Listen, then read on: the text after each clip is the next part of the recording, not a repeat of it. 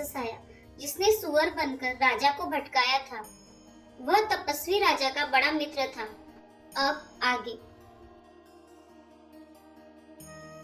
रिपु तेज सिय केल अपील लघु करि गनियन ताहू अजहु देख दुख रवि ससिही सिर अवशेषित राहु सियावर रामचंद्र की जय। तेजस्वी शत्रु अकेला भी हो तो उसे छोटा नहीं समझना चाहिए। जिसका सिर मात्र बचा था वह राहु आज तक सूर्य चंद्रमा को दुख देता है। तापस रूप निज सकहि निहारी हरसि मिलऊ उठी भयउ सुखारी मित्र ही कही सब कथा सुनाई जातु दान बोला सुख पाई। तपस्वी राजा अपने मित्र को देख प्रसन्न हो उठकर मिला और सुखी हुआ।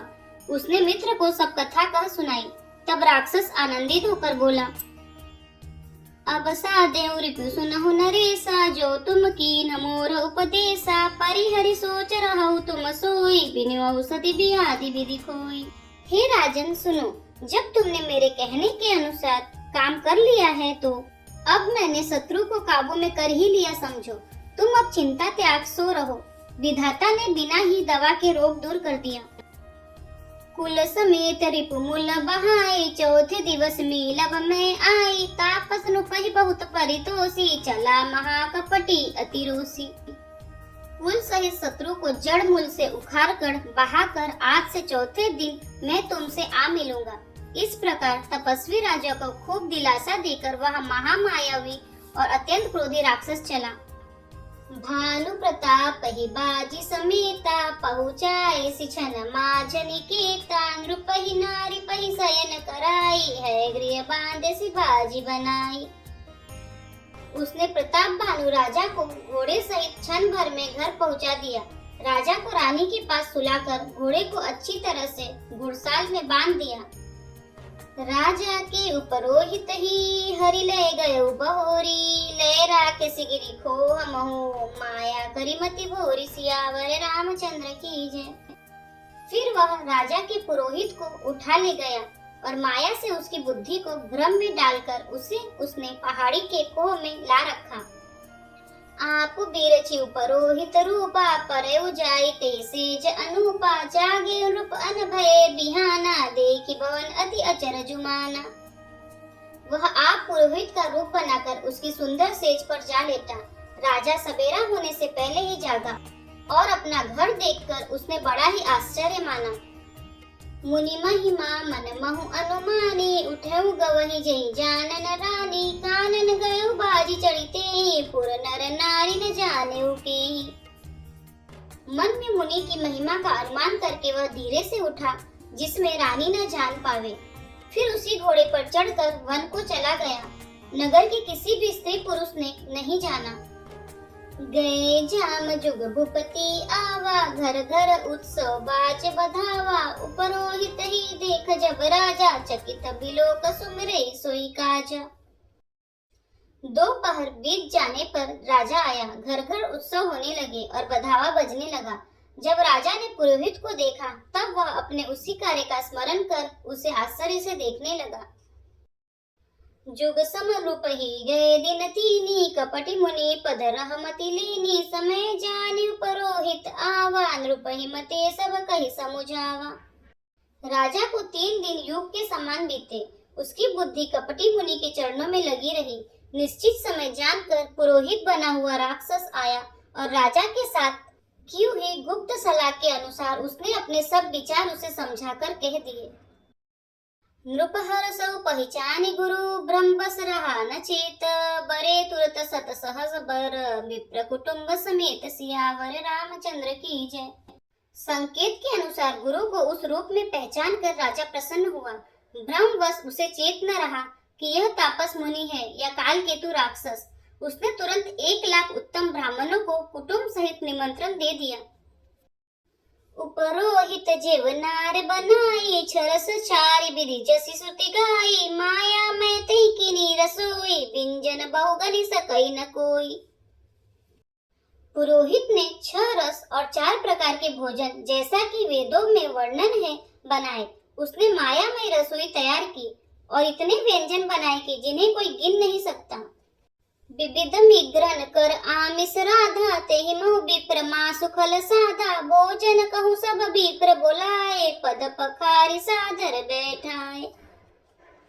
अनेक प्रकार के पशुओं का मांस पकाया और उसमें उस दुष्ट ने ब्राह्मणों का मांस मिला दिया। सब ब्राह्मणों को भोजन के लिए बुलाया और चरण धोकर आदर सहित बैठाया। परुसन जब ही लाग महिपाला, भय आकाश बानी तेहि काला। विप्र वृंद उठी उठी गृह जाओ, है बड़ी हानि अन्न जनि खाओ। जो ही राजा परोसने लगा उसी काल आकाशवाणी हुई, हे ब्राह्मणों, उठ उठ कर अपने घर जाओ, यह अन्न मत खाओ, इसके खाने से बड़ी हानि है। भयउ रसोई भूसुर मासु, सब द्विज उठे मानि विश्वासु। भूप बिकल मति मोह बुलानी, भावी बस न आव मुखबानी। रसोई में ब्राह्मणों का मांस बना है।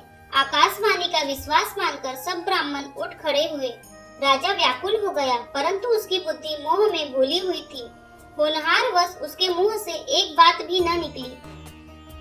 बोले विप्र सकोप तब नहीं कछु कीन विचार, जाय निशाचर हो नृप मूढ़ सहित परिवार। सियावर रामचंद्र की जय। तब ब्राह्मण क्रोध सहित बोल उठे। उन्होंने कुछ भी विचार नहीं किया। अरे मूर्ख राजा, तू जाकर परिवार सहित राक्षस हो। छत्र बंधु तय विप्र बुलाई, घाले लिए सहित समुदाय। ईश्वर राखा धर्म हमारा, जय हसी तय समेत परिवार। देनी क्षत्रिय, तूने तो परिवार सहित ब्राह्मणों को बुलाकर उन्हें नष्ट करना चाहा था। ईश्वर ने हमारे धर्म की रक्षा की, अब तू परिवार सहित नष्ट होगा।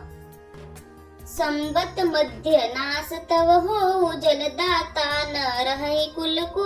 नृप सुनि श्राप बिकल अति त्रासा, भय बहोरी बर गिरा आकाश।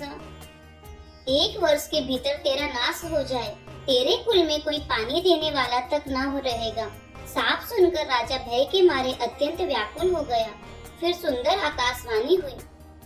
विप्रहु श्राप विचारी न दीना, नहीं अपराध भूप कछु कीना। चकित विप्र सब सुनि नभ बानी, भूप गयो जहाँ भोजन खानी। हे ब्राह्मणों, तुमने विचार कर श्राप नहीं दिया, राजा ने कुछ भी अपराध नहीं किया। आकाशवाणी सुनकर सब ब्राह्मण चकित हो गए। तब राजा वहाँ गया जहाँ भोजन बना था। कहना असन नहीं विप्र सुवारा, फिरे राव मन सोच अपारा। सब प्रसंग मई सुर न सुनाई, त्रसित परे अवनी अकुलाई। वहाँ न भोजन था न रसोइया ब्राह्मण ही था। तब राजा मन में अपार चिंता करता हुआ लौटा। उसने ब्राह्मणों को सब वृत्तांत सुनाया और बड़ा ही भयभीत और व्याकुल होकर वह पृथ्वी पर गिर पड़ा।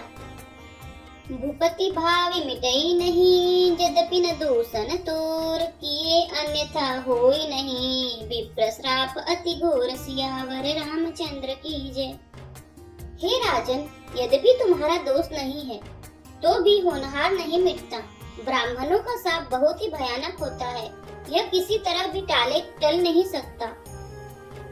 अस कही सब मही दीव सिधाए, समाचार पुर लोगन पाए। सोचहि दूषण देवहि देहि, बिरचत हंस काग किय जेहि।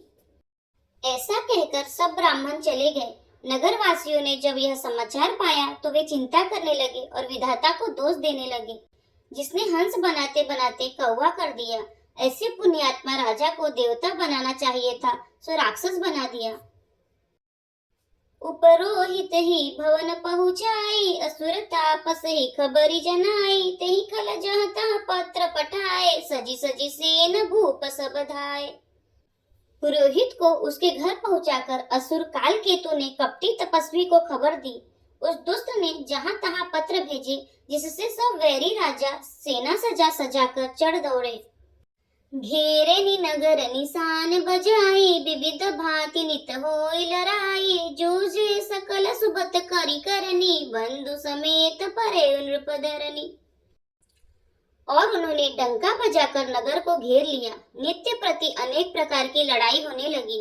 प्रताप भानु के सब योद्धा करनी करके रण में जूझ मरे। राजा भी भाई सहित खेत रहा।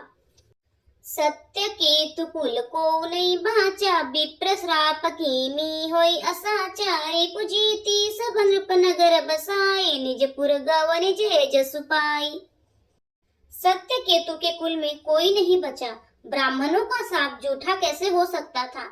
शत्रु को जीतकर नगर को फिर से बसाकर सब राजा विजय और यश पाकर अपने अपने नगर को चले गए। भरद्वाज सुनो जाहि जब हुई विधाता बाम, दूरी मेरु सम जनक जम, ताहि ब्याल सम दाम, सियावर रामचंद्र की जय।